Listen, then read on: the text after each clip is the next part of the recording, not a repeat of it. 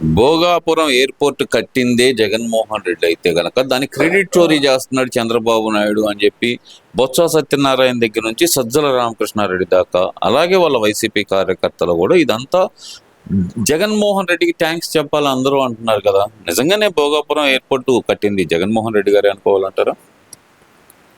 అసలు జగన్మోహన్ రెడ్డి భోగాపురం ఎయిర్పోర్ట్ ఎక్కడ కట్టాలా ఏంది అనేది వాడికి తెలిసింది. అసలు 2014 నుంచి 19 ముందు బాబు గారే శంకుస్థాపన చేశాడు దానికి, భోగాపురానికి. నువ్వేదో వచ్చావు 23లో మళ్ళీ శంకుస్థాపన అని పెట్టావు. ఏమన్నా ఒక్క పని చేసావా భోగాపురానికి? అసలు ల్యాండ్ ఎక్వేషన్ నువ్వు చేసావా భోగాపురానికి? ఉన్న ల్యాండ్ ఎక్వేషన్ చేసింది బాబు గారు నమ్మి జనం ఇచ్చారు. నువ్వు దాన్ని కాజేయాలని చూసావు. నీ 500 ఎకరాలు దాదాపు దేనికో బీవోళ్లే పెట్టారు. అది అట్ట పనికిరాదు, అక్కడ భోగాపురం ఎందుకన్నా ఇదన్నా వైజాగ్కే జనం లేకపోతే విమానాశ్రయానికి సౌకర్యాలు లేక ఇక్కడ ఎందుకు భోగాపురం అన్నారు. అసలు నీకు ఎయిర్పోర్ట్ అంటే ఎట్లుంటుంది, ఎట్లుండాలా, ఎయిర్పోర్టు ఏ విధంగా ఉంటే జనం వచ్చి ఎక్కుతారు, అది ఇంటర్నేషనల్ ఎయిర్పోర్ట్గా చేశారు. దాని జనం వస్తారు. ఇంటర్నేషనల్ ఎయిర్పోర్ట్ ఆ ఏరియా నుంచి శ్రీకాకుళం ఏరియా అంటే మనకి రాష్ట్రానికి ఒక ధరని ఉంటుంది. ఆ ఏరియా చుట్టుపక్కల వైజాగ్ వాళ్ళు కానీ ఇంకోళ్ళు కానీ రావాలంటే హైదరాబాద్ వెళ్ళాలా, అంతర్జాతీయ విమానాశ్రయం, అంతర్జాతీయంగా ఎటన్నా విదేశాలు వెళ్ళాలండి. ఇక అందుబాటులో ప్రజలందరికీ ఆ ఏరియా చుట్టుపక్కల వాళ్ళందరూ పూర్తి స్థాయిలో ఆనందిస్తున్నారు. అందరూ మనం చూసాక మోడీ గారు వచ్చినప్పుడు ఎంతమంది జనం వచ్చారు, అందరూ హర్షాతిరేకంతో చప్పట్లు కొట్టారు. దేనికి? మంచి ఏరియాలో కట్టారు, ఇక్కడ అందరికీ మంచి సౌకర్యాలు కలుగుతాయని. నువ్వేదో పిచ్చోడిలాగా మళ్ళీ భోగాపురం ఎందుకని కొన్నాళ్ళు, మళ్ళీ ఇప్పుడేమో అంతా పూర్తి అయిపోయి ప్రైమ్ మినిస్టర్ గారు వచ్చి వెళ్ళిపోయినాకనేమో అసలు నేనే 2023లో శంకుస్థాపన చేశానంటావు, మళ్ళీ 26కి పూర్తి చేయాలని నేనే చెప్పానంటావు. అసలు నువ్వు చేసావా చేయటానికి చెప్పడానికి? ఎవడు దాని మీద ₹1 ఖర్చు పెట్టి లేకపోతే కేంద్ర గవర్నమెంట్ నుంచి ఇదిగో ఇది కావాలండి అది కావాలని ఏనాడైనా భోగాపురం గురించి నువ్వు మాట్లాడావా? ఏ రైల్వే మినిస్టర్, విమానాశ్రయ మినిస్టర్ తోటి కానీ లేకపోతే ప్రైమ్ మినిస్టర్ గారితో కానీ, సార్ మాకు ఈ ఏరియాలో ఇది కావాలి మేము ఇది చేసామని ఏనాడైనా నువ్వు మాట్లాడావా? ఊరికి పిచ్చి మాటలు చెప్పుకుని ఒక శిలాఫలకం మాత్రం ఒకటి వేసుకుంటున్నారు అందరికి. ఇక్కడ కూడా వేసావు, ఇక్కడ కర్నూలులోనూ ఏది నీటిపారుదల దానికి సొరంగం తవ్వకుండా అది కాకుండా ముందే శంకుస్థాపన చేశారు, ఓపెనింగ్ చేశారు. వెలుగొండ అమ్మా మీకు అసలు ఏమి తెలుసు? వాడు పెట్టే పనికి మళ్ళీ అంబటి రాంబాబు గారిని నీటిపారుదల శాఖ వాడు కాపాడ్డామంటే ఏదో నాకు తెలియదు అన్నాడు, ఒప్పుకున్నాడు. ఇంకా నయం వాడు నాకేం తెలీదు పిచ్చినాడు, ఏదో నన్ను ఏదో పెట్టారు మినిస్టర్గా నేను ఉన్నాను అన్నట్టుగానే ఉంది తప్ప అసలు కాపాడామంటే ఏదో తెలియనోడు. అసలు అంతకుముందు ఫస్ట్ అనిల్ కుమార్ గారు వచ్చాడు, అస్సలు సంవత్సరంలో పూర్తి చేస్తాను చిటికలేసి తొడలగొట్టి పెట్టాడు. ఆయన 3 ఏళ్లకే పోయాడు. మళ్ళీ ఈయన పెడితే అసలు నాకేం తెలీదు నీటిపారుదల శాఖ గురించి అన్నట్టుగా మాట్లాడాడు. కాపాడ్డాం కాదంటే అంబటి రాంబాబు గారి ఇష్యూ వచ్చింది కాబట్టి ఒక క్వశ్చన్ అడగాలి. ఏంటి పెమ్మసాని గారిని అరెస్ట్ చేయించేది వరకు వదలను, ప్రశ్నిస్తే కేసులో పెడతావా పెమ్మసాని అంటూ ఒక వ్యంగ్యమైన పాట కూడా వదిలేరు. అసలు పెమ్మసాని గారిని ఏకంగా అరెస్ట్ చేసినట్టు ఒక వీడియో క్రియేట్ చేసి బయటకు వదిలేరు. ఎలా చూడాలంటారు ఇదంతా? అసలు నువ్వు మాట్లాడితే పెమ్మసాని గారు కేసులు ఎందుకు పెడతాడు? నువ్వు తప్పులు మాట్లాడితే చెప్పుకుంటాడు. దానికి నువ్వేదో పెద్ద సంఖ్యలు వేసి నీ ఇష్టానుసారంగా అనే దాంతో నువ్వు సంఖ్యలు వేసి చూపించినంత మాత్రం జనమే నమ్మరు, ఇంకా తిట్టుకుంటున్నారు. వీడికి పిచ్చెక్కింది అడుగుతున్నాయి, ఎవరక ఎట్టబడితే అట్ట చేస్తున్నాడు. ఆయన ఏంది చేసేది ఏంది? మీ అభివృద్ధిని చూడలేక ఏం లేదంటే పెమ్మసాని గారు గుంటూరు జిల్లాని పూర్తి స్థాయిలో అభివృద్ధిలో చేయాలని వచ్చాడు. ఆయన ఇది సంపాదన ఏదో కావాల్సిన బట్టి సంపాదించుకున్నారు, వచ్చారు రాజకీయంలో ప్రజాసేవ చేయడానికి అని వచ్చారు.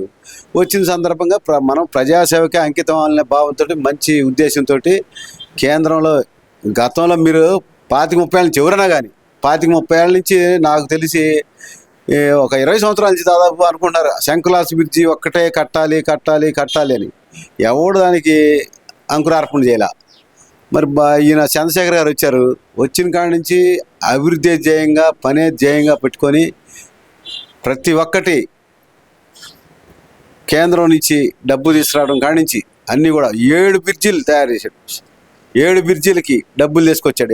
మగవాడు ఎవడైనా ఉన్నాడు ఇంత మట్టికి చరిత్రలో? మేము చూసిన చరిత్రలో నా వయసు 60 సంవత్సరాలు దాటి చరిత్రలో ఎవడైనా ఒక్కసారిగా అన్ని బ్రిడ్జీలకి డబ్బులు తీసుకురావడం కానీ, ముందుగానే డబ్బులు తీసుకొచ్చి అన్ని శాంక్షన్ చేయడం కానీ, ఆ వర్క్ చేయడం కానీ ఆయన వచ్చి 2 సంవత్సరాలు అయింది. శంకులాస్ బ్రిడ్జి మొదలు పెట్టారు, ఇంకో సంవత్సరంలో ఖచ్చితంగా అయిపోయింది. అందుట్లో ఎట్టి పరిస్థితులు అనుమానం లేదు. అట్లానే పలకలూరు దగ్గర బ్రిడ్జి కూడా స్టార్ట్ చేశారు, 2 పిల్లర్లు వేస్తూ ఉన్నారు.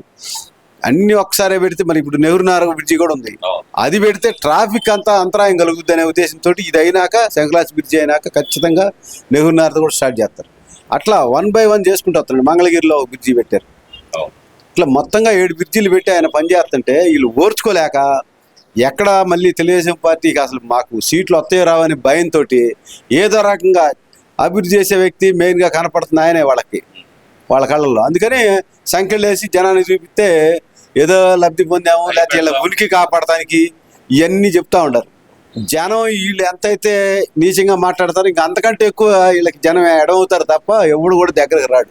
ఎందుకంటే ప్రతి ఒక్కడు ఇలా ఆలోచిస్తున్నాడు, మీడియా ఉంది, ఎవరేం చేస్తున్నారు, మంచి ఏంది చెడేంది, బజార్లో అందరూ తిరిగేవాళ్ళే. నువ్వు మాట్లాడినంత మాత్రాన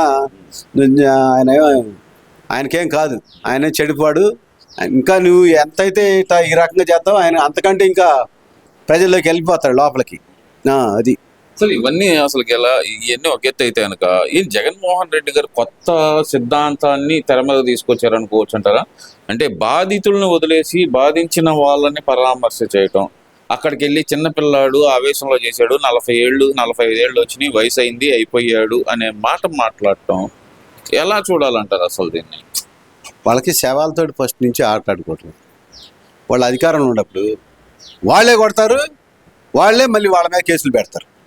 అట్లని ఇప్పుడు కూడా అంతే, అధికారం లేకపోయినా వాళ్ళు కొట్టి ఎవడో చావ కొట్టినా కానీ కొట్టిన వాళ్ళ దగ్గరికే పోతాడు తప్ప అతను బాధితుల దగ్గరకు పోవడానికి అతను తెలియదు. అతనికి ఆ జీవితంలో అలవాటు లేదు. ఎవడైతే బాధితులు ఉంటాడో వాడి దగ్గర పోయి ఓదార్చి ఏదైనా ఆర్థికంగా నువ్వు సాయం చేయకపోయినా గవర్నమెంట్స్ నుంచి అయినా ఏమండి వాళ్ళకి ఇదిగో మీరు 5 ఇస్తా ఉన్నారు 10 ఇవ్వండి అని చెప్పేసి అనే మాటలు, ఆ ఉద్దేశం అసలు వాళ్ళకి ఏం కావాలా, వాళ్ళ కుటుంబం ఎట్లాంటిది, వాళ్ళ పలకరీయటం కాదు కావాల్సింది ఇతనికి. ఎవడైతే రౌడీజం చేసి ఉంటాడో ఆ రౌడీలే కావాలి ఇతనికి. అందుకనే రౌడీ రాజ్యం నడిపాడు కాబట్టే 11 సీట్లు సరిపోయింది. ఇంకా మళ్ళీ ఇంకా రౌడీజం చేసి ఏదో జనాన్ని భయపెట్టాలి, భయపడేవాడు ఎవడు లేడు. కాకపోతే నీ అధికారం అడ్డం పెట్టుకొని నువ్వు పోలీసు వాళ్ళు నీ ఇష్టానుసారంగా ఆడిచ్చావని ఆ రోజు ఎవరు బయటికి రాలా, ఎందుకులే అని చూపించారుగా. నీ అంటూ ఏందో జనం పిచ్చోళ్ళ అయింది. ఏం చేశారు, నిన్ను 11 సీట్లకు పరిమితం చేశారు. మళ్ళీ రేపు ఇట్నే పని చేస్తుంటే ఆ 11లో ఒకటి అవుద్ది. అందరూ అంటున్నారు అప్పుడప్పుడు ఈగారే నీకు ఒక సీటే ఖాయం రా అని. అది నిజం అవుతుంది ఇట్నే చేస్తుంటే. అంటే ఏంటంటారు అసలు ఆ బాధితులకి ఆ సిద్ధిరాప్పలరాజు దగ్గర నుంచి సెటిల్మెంట్ డబ్బులు కూడా రాకుండా అడ్డుకున్నాడు చంద్రబాబు నాయుడు, ఒక రాక్షసుడు. ఈ రాక్షసుడి మీద నేను యుద్ధం చేస్తాను అంటున్నాడు కదా, మరి ఏం యుద్ధం చేస్తాడు ఆయన రాక్షసుడి మీద? చేయమను, చేస్తున్నారు ఇప్పుడు అందరు కలిసి లేని ఉండయి అన్నీ చెప్పి యుద్ధం చేస్తానికి మొదలయ్యారు కదా. మొదలని ఎంతమంది వస్తారో ఎంతమంది పోతారో వరుస పెట్టి చట్ట ప్రకారం లోకేష్ బాబు గారు రెడ్ బుక్ అని అన్నాడు కదా, అన్న ప్రకారం ఆయన చేసుకుంటూ అవుతాడు. ఎవడైతే తప్పు చేశాడో, తప్పు చేయని వాళ్ళ జోలికి ఎప్పుడు పోరు తెలుగుదేశం వాళ్ళు కూడా. అట్లానే మా నాయకులు చంద్రబాబు గారు కానీ లోకేష్ గారు కానీ, చంద్రబాబుది ఒకటే ధ్యేయం, రాష్ట్ర ప్రజలందరూ బాగుండాలా, అభివృద్ధి జరగాల, రాష్ట్రాన్ని ముందుకు తీసుకెళ్లాలా, రాబోయే యువతరానికి మంచి ఉద్యోగాలు రావాలా చదువుకునే వాళ్ళందరికీ అని ఆయన చూస్తున్నాడు. అట్లా లోకేష్ గారు కూడా విద్యాశాఖ మంత్రిగా ఉండి అనేక పాఠశాలని బాగు చేయించి అనేక మంది పిల్లల్ని, ఇదివరకంటే కూడా ఇప్పుడు కొన్ని కళాశాలలు అయితే సీట్లు ఖాళీ లేవు అని బోర్డులు పెట్టాల్సి వచ్చిన పరిస్థితి వచ్చింది. అంటే ఏ రకంగా జనం గవర్నమెంట్ నమ్మి గవర్నమెంట్ స్కూల్లో చేరుతున్నారు మీరు అర్థం చేసుకోవాలా. అట్లానే డిఎస్సి అని చెప్పావు నువ్వు, అప్పుడు ఎక్కడో 2019 నుంచి 24లో డిఎస్సి ఎంటే అమలు చేస్తానని 2019లో ఎన్నికల వాగ్దానం చేశాను. నువ్వు ఏమైనా చేసావు అసలు? రాగానే మరి మేము డిఎస్సి ఇచ్చాడుగా లోకేష్ గారు, పెట్టారుగా, ఎగ్జామ్స్ పెట్టారు, అన్నీ వాళ్ళకి ఉద్యోగాలు ఇవ్వటం అన్నీ జరిగింది. బుద్ధి ఉండాలి మీకు. చెప్పిన వాగ్దానాలు మీరు చెప్పి చేయరు, ఎదుటోడు చేసినప్పుడు దాని మీద ఏదో ఒక బుర్ర జలాల్ని. మన కూడా రాజ్యసభలో సుబ్బారెడ్డి గారు ఎవరు చెప్తున్నాడు డిఎస్సి మీద అవకతవకలు జరిగినాయి, దాన్ని ఏదో విచారించాలని. అది స్పీకర్ గారు కూడా దాన్ని పక్కన నెట్టేశారు. ఈ ఎంతసేపటికి ఏదో ఒకటి మంచి జరగడానికి వాళ్ళకి ఇష్టం లేని రాష్ట్రంలో అంతా అరాచకం చేయాలా, రౌడీజం చేయాలా, రౌడీజం తోటి మళ్ళీ మనం గెలవాలా, ఈ కాన్సెప్ట్ తప్ప ఏ విషయాన్ని తీసుకోండి మీరు ఇన్ని అడగాల్సిన పల్లె. అసలు ప్రతి ఒక్క విషయం కూడా ఏదో రకంగా బరుద్దాలా చంద్రబాబుని బ్యాట్ చేయాలనే ఆలోచన తప్ప అసలు మన రాష్ట్రం ఏంది, మన ప్రజలు ఎట్లా ఉంటున్నారు, వాళ్ళకి ఏం కావాలా, మంచి ఏంది చేయడం ఎలాంటి మీరు కూడా ఇల్లు అభివృద్ధి చేస్తున్నారు. ఆ చేసే అభివృద్ధిలో ఎక్కడ తప్పులు జరిగినాయా, లేకపోతే ఇదిగో ఇది ఈడ పెట్టారు, ఇది ఈడ కాదు, అక్కడ ఇంకోసారి పెడితే బాగుంటుంది, అక్కడ ప్రజలందరూ ఇది కోరుకుంటున్నారు, అది కోరుకుంటున్నారు, ఏనాడని నువ్వు ప్రజల్లోకి వెళ్ళి అడిగితే కదా అసలు ప్రజలు ఏం కోరుకుంటారు నీకు తెలియటానికి. నీకు అసలు ఆ ఉద్దేశాలు లేవు, మీకు ప్రజలకు ఏదైనా చేద్దామని లేదు. ఎక్కడ రౌడీ ఉంటాడా, రౌడీజం చేసి ఉంటారా, వాళ్ళని సపోర్ట్ చేయడం తప్ప బాధితులు ఏనాడు కూడా మీరు సపోర్ట్ చేసే పరామర్శించే ఆలోచనే మీకు లేదు. Thank you.